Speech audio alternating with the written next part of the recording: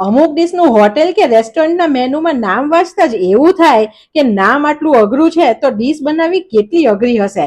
પણ આજે આપણે જે ફલાફલ, હમસ અને પીટા બ્રેડની રેસીપી બનાવવાના છીએ તે ટેસ્ટમાં બેસ્ટ તો છે જ, અને સાથે સાથે પ્રોટીનથી પણ ભરપૂર છે અને ઓવનના ઉપયોગ વગર બને છે. તો ચોક્કસ ઘરે ટ્રાય કરજો, અને વિડીયો પસંદ આવે તો લાઈક આપી રૂપલ્સ ટેસ્ટી ટિપ્સને સબસ્ક્રાઇબ જરૂર કરજો. Happy cooking, enjoy eating. Falafel બનાવવા માટે ટોટલ મેં 2 કપ જેટલા કાબુલી ચણા લીધા છે. કાબુલી ચણાને 2 વખત પાણીથી ધોઈ અને 6 થી 7 કલાક માટે પલાળી દીધા છે. તો 2 કપ ચણા પલાળ્યા હતા તે ફૂલીને અત્યારે ઓલમોસ્ટ ડબલ થઈ ગયા છે, સરસ પલળી ગયા છે. પલાળેલા ચણાનું પાણી આપણે ઉપયોગમાં નથી લેતા કેમ કે તેમાં સ્મેલ આવે, તેને કાઢી લઈએ. બીજા ચોખ્ખા પાણીથી આપણે 2 વાર ધોઈ લઈએ જેથી જે સ્મેલ હોય ચણામાં તે નીકળી જાય.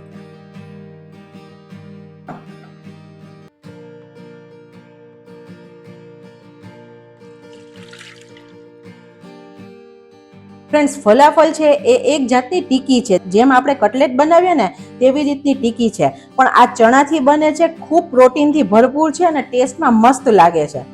આપણા પલાળેલા ચણામાંથી 2 કપ ચણા લઈએ છીએ. ચણાને આપણે મિક્સીની જારમાં લઈએ.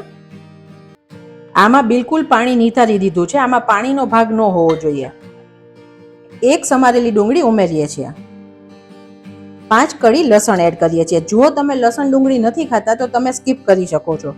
1 ટુકડો આદુ એડ કરીએ છીએ. 3 નંગ જેટલા મરચા લીધા છે. તીખાસ તમે તમારી રીતે પ્લસ માઇનસ કરી શકો છો. 1 કપ ધોયેલી કોથમીર લીધી છે. 10-15 નંગ ફુદીનાના પાન લીધા છે, જેને પણ ધોઈ લીધા છે. આમાં મોસ્ટ ઇમ્પોર્ટન્ટ વસ્તુ લીંબુનો રસ છે. તેનાથી ફ્લેવર બહુ સરસ આવે છે અને લાંબો ટાઈમ સુધી ટકે છે. તો અત્યારે 1 લીંબુનો એટલે 2 ચમચી જેટલો રસ એડ કરું છું. 1/4 ચમચી કાળા મરીનો પાવડર એડ કરું છું. 1/4 ચમચી જેટલી હળદર એડ કરીએ.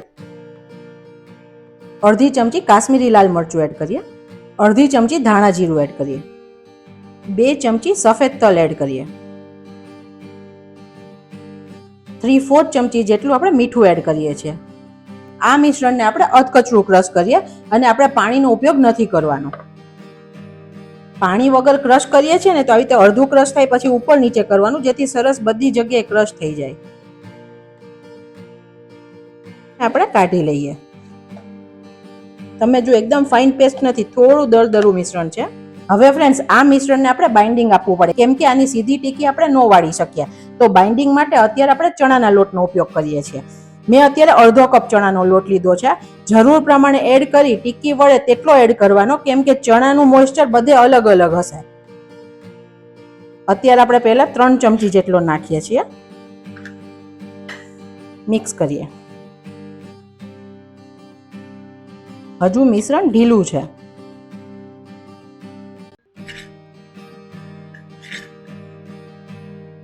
અત્યારે હવે બીજો બધો લોટ એડ કરી દઉં છું.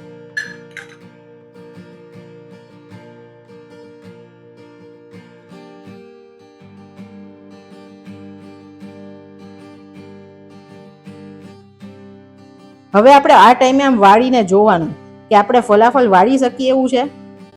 આવી રીતે વાળી અને જોવાનું કે શેપ આવી જાય છે. જો ના આવે અને હજી એવું લાગે કે મિશ્રણ ઢીલું છે ને તો તમે બીજો 2 થી 3 ચમચી લોટ નાખી શકો છો. કેમ કે મિશ્રણ ઢીલું હશે ને તળશું ને તો છૂટું પડી જશે.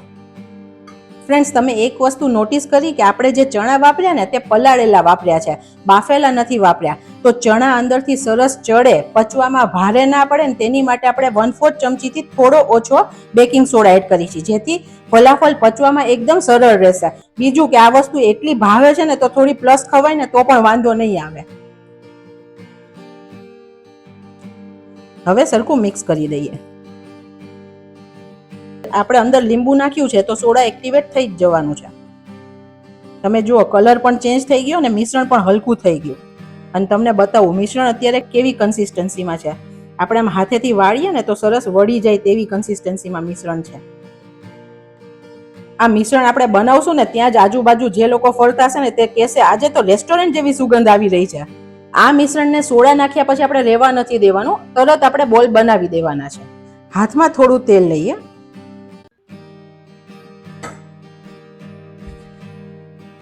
અને ફલાફલની ટીકી વાળીએ.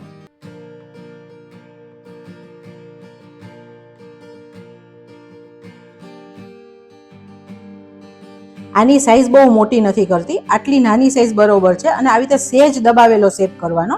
જે પ્લેટમાં રાખવાના છે તેમાં પણ થોડું તેલ લગાડી દઈએ. આપણે જે માપ લીધું તેનાથી 18 ફલાફલ બનીને રેડી થશે. બીજી આની સરસ વાત એ છે કે તમે આ રીતે ફલાફલ રેડી કરી અને ફ્રીઝમાં મૂકી શકો છો. જો તમારે બીજે દિવસે ગેસ્ટ આવવાના હોય તો તમે બીજે દિવસે તળીને બનાવી શકો છો. ફલાફલ તળવા માટે આપણે તેલ ગરમ થવા મૂક્યું છે. તેલ એકદમ વધારે ગરમ નહીં કરવાનું, નહીં તો નાખીને તરત ફલાફલ ઉપરથી ડાર્ક થઈ જશે ને અંદરથી કાચા રહેશે. આપણે થોડું મિશ્રણ નાખીને ચેક કરીએ. મિશ્રણ ધીરે ધીરે ઉપર આવવું જોઈએ. એકદમ જલ્દી ઉપર આવી જશે તો લાલ થઈ જશે. આમાં આપણે ચેક પણ કરી શકીએ કે આપણા ફલાફલ ખુલતા નથી ને તળતી વખતે. જો પ્રોપર બાઇન્ડિંગ નહીં હોય ને તો અત્યારે તેલમાં નાખતા ખુલી જશે. પહેલા બેચમાં બહુ વધારે ફલાફલ એડ કરી નહીં દેવાના, કેમ કે તેલનું ટેમ્પરેચર હજી સેટ થાય છે. બીજા બેચમાં આપણે વધારે નાખીને તળી શકશું. અત્યારે ગેસની ફ્લેમ મીડિયમ થી સ્લો છે, કેમ કે અંદરથી કાચા ના રહેવા જોઈએ. અને નાખીને તરત આપણે હલાવશું નહીં.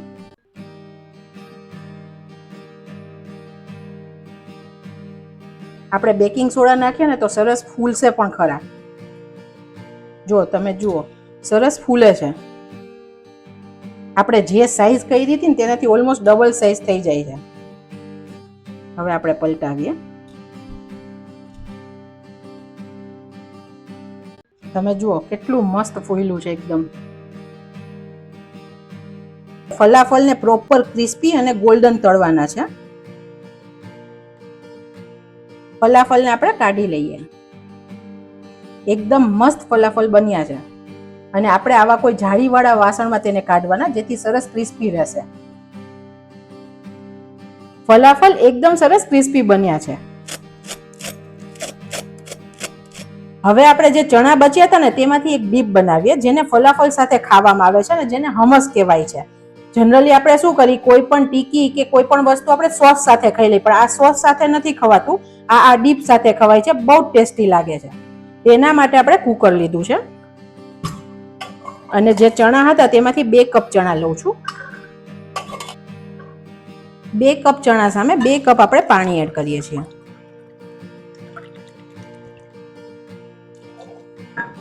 અને અડધી ચમચી મીઠું એડ કરું છું.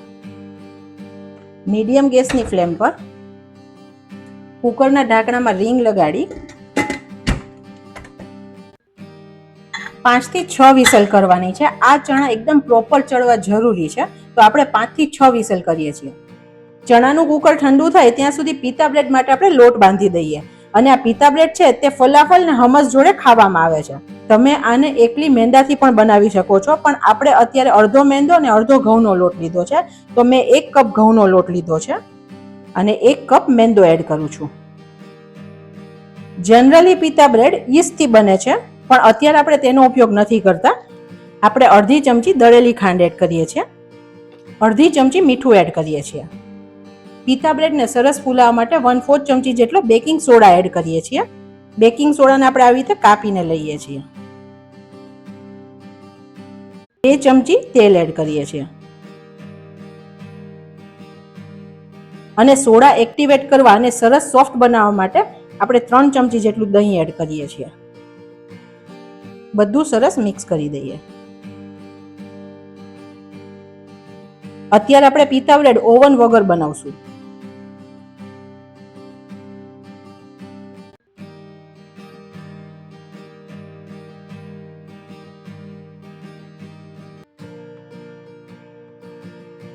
બધું સરસ મિક્સ થાય પછી આપણે અડધો કપ પાણી લીધું છે. જરૂર પ્રમાણે થોડું થોડું પાણી લેતા જઈએ અને લોટ બાંધીએ. આનો લોટ આપણે રોટલીનો હોય ને તેવો બનાવવાનો છે, સોફ્ટ લોટ.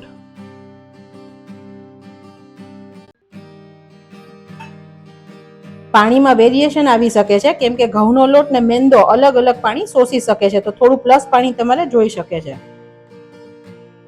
પણ હું તમને ટેક્સચરથી બતાવીશ જેથી તમને ખ્યાલ આવી જશે.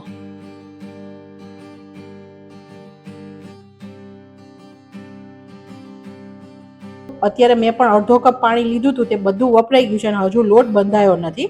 તો બીજું અડધો કપ પાણી લીધું છે.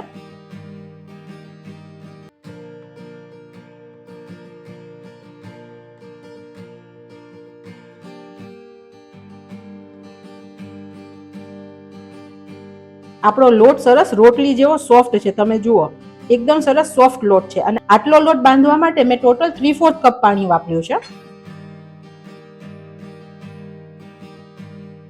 1 ચમચી તેલ એડ કરીએ.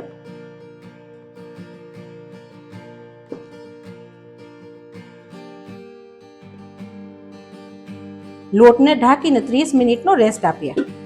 હવે આપણે તાહીની બનાવીએ. તાહીની એક પેસ્ટ છે જે હમસમાં નાખવામાં આવે છે, અને તાહીની છે ને તે સફેદ તલમાંથી બને છે. ફ્રેન્ડ્સ, તલ આપણા શરીરમાં ખાવા માટે બહુ ઉપયોગી છે, પણ આપણે બહુ ઓછો ઉપયોગ કરતા હોય છે કે 1 ચમચી વઘારમાં નાખી દઈએ, પણ આમાં પ્યોર તલ આવે છે, તો આ બહુ જ સારી રેસીપી છે. અત્યારે 1/3 કપ જેટલા સફેદ તલ લીધા છે.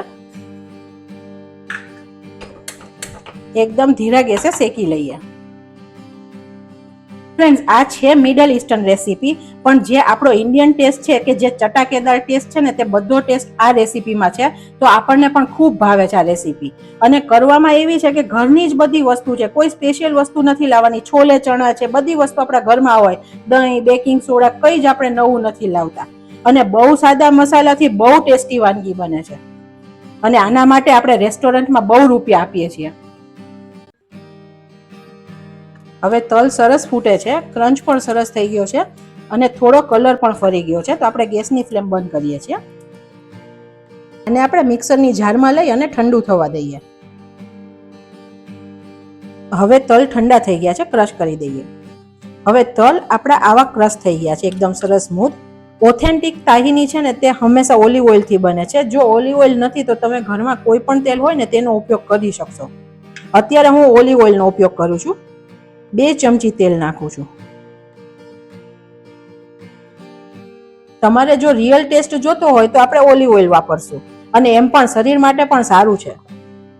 આપણી તાહીની એકદમ સરસ સ્મૂથ બની ગઈ છે. કુકર ખોલીને ચેક કરીએ. આપણે હાથેથી દબાવીને ચણાને જોવાનો. હજુ ચણા થોડા કડક છે. જો આવા ચણા નહીં ચાલે, જે તૂટે છે, મેશ થવા જોઈએ તેવા ચણા જોઈએ. તો હજુ હું બીજી 2 વિસલ કરું છું. કુકર ઠંડુ થયા પછી આપણે ખોલી લઈએ. ફરીથી ચણાને ચેક કરીએ. હવે તમે જુઓ ચણા સરસ દબાઈ જાય છે, તો પરફેક્ટ ચડી ગયા છે. ચણાનું પાણી આપણે અલગ કરી દઈએ. આ પાણીને અત્યારે આપણે ફેંકવાનું નથી, રહેવા દેવાનું છે. હવે જનરલી જ્યારે હમસ બને છે ને ત્યારે આવી રીતે ચણા હોય ને તો ચણાનું ફોતરું આવી રીતે અલગ કરવામાં આવે છે. તમે જુઓ આવી રીતે ફોતરું અલગ કરે છે અને પછી ચણાનો ઉપયોગ કરે છે, જેથી એકદમ સ્મૂથ ટેક્સચર આવે છે. પણ જો આપણી પાસે એટલો સમય ન હોય તો આપણે ફોતરા નહીં કાઢીએ તો પણ ચાલશે. ચણાને આપણે થોડા ઠંડા થવા દઈએ. ઠંડા ચણાને આપણે મિક્સીની જારમાં લઈએ. 3 કળી જેટલું લસણ એડ કરીએ છીએ. 2 ચમચી લીંબુનો રસ એડ કરીએ છીએ. એપ્રોક્સ 1 લીંબુનો રસ છે. 1/4 ચમચી જેટલો મરી પાવડર એડ કરીએ છીએ. તાહીની પેસ્ટ એડ કરીએ.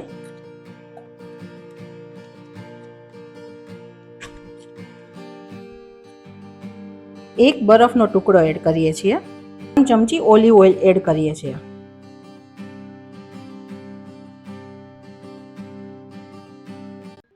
ફ્રેન્ડ્સ, છે ને એક જ વસ્તુ જે ચણામાંથી જ અલગ અલગ કેટલી બધી વસ્તુ બની આજે. 1/4 ચમચી જેટલું મીઠું એડ કરું છું. પછી જોઈશે તો એડ ચાખીને કરશું. અને જે આપણે ચણાનું પાણી રાખ્યું હતું તે હલાવીને 1 ચમચા જેટલું એડ કરીએ છીએ. પછી જોશે તો ફરીથી એડ કરશું. આની આપણે એકદમ સ્મૂથ પેસ્ટ બનાવવાની છે. વચ્ચે આપણે આવી રીતે મિક્સ કરતા જવાનું. અને 1 ચમચો બીજું પાણી એડ કરીએ છીએ અને ફરી ક્રશ કરીએ. તમે જુઓ એકદમ સ્મૂથ ટેક્સચર છે, મસ્ત હમસ તૈયાર થયું છે અને એકદમ સરસ ફ્લફી થઈ ગયું છે, એકદમ મસ્ત છે.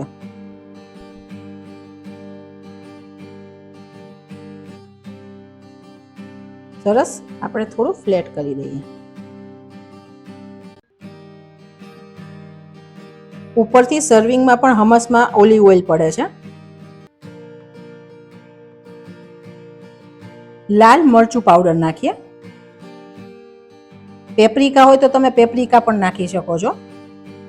ઉપરથી કોથમીર મૂકીએ. હમસને ફ્રીઝમાં એરટાઇટ ડબ્બીમાં ભરીને 2 થી 3 દિવસ સુધી સ્ટોર કરી શકાય છે. લોટે પણ રેસ્ટ કરી લીધો છે. તમે જુઓ સરસ ફૂલી પણ ગયો છે. ઉપરથી થોડો લોટ ડસ્ટ કરીએ જેથી હાથમાં ના ચોટે. અત્યારે મેં મેંદો નાખ્યો છે, તમે ઘઉંનો લોટ પણ નાખી શકો છો.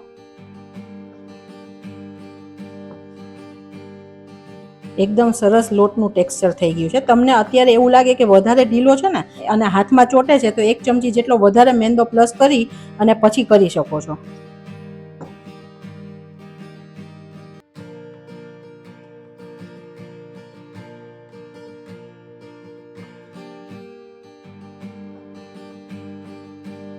થોડું તેલ લઈ અને કેળવી લઈએ. 2-3 ટીપા તેલ નાખ્યું છે.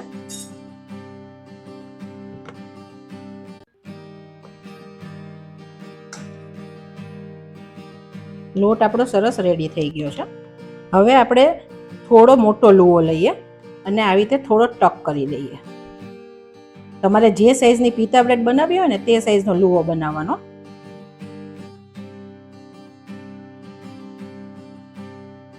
સરસ લુવો બની ગયો છે.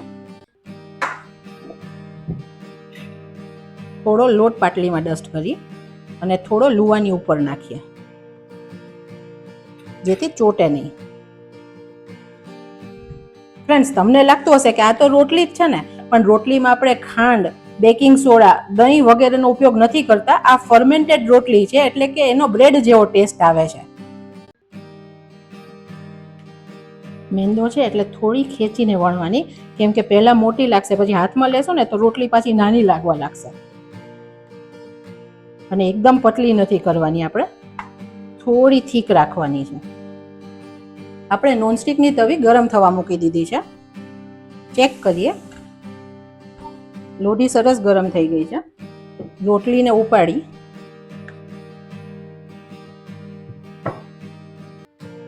અત્યારે ગેસની ફ્લેમ એકદમ સ્લો રાખી છે, નહીં તો પીતા બ્રેડ જલ્દીથી કાળી થઈ જશે ને અંદરથી કાચી રહેશે.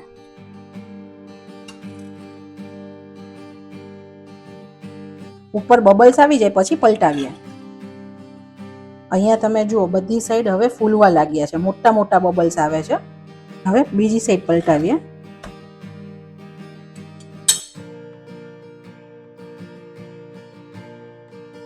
તમે જુઓ સરસ ફૂલે છે. એકદમ સરસ ગુબ્બારા જેવી બની છે ફ્રેન્ડ્સ. થોડું કપડાથી દબાવીએ સાઈડમાંથી, જેથી સાઈડમાંથી પણ કાચી ન રહે. એકદમ મસ્ત ફૂલી ગઈ છે અને ઉપરથી પણ સરસ થઈ ગઈ છે. આપણે કાઢી લઈએ.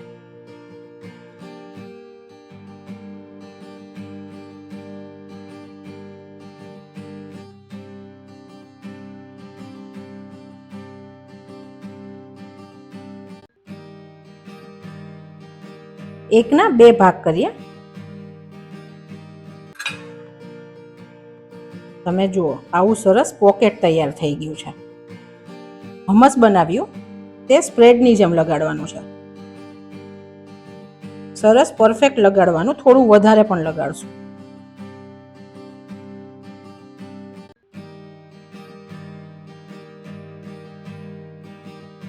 અત્યારે મેં લેટસનું પાન લીધું છે. જો લેટસ ના હોય તો તમે કોબીજનું છીણ કરીને અંદર એમને મૂકી શકો છો.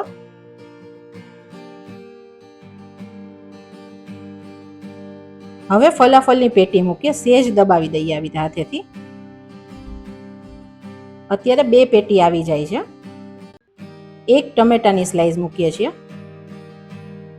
અને 2 કાકડીની સ્લાઈસ મૂકીએ છીએ સલાડમાં. ઉપરથી આપણે મેયોનીઝ લગાડીએ. આપણું ફલાફલ બનીને રેડી છે.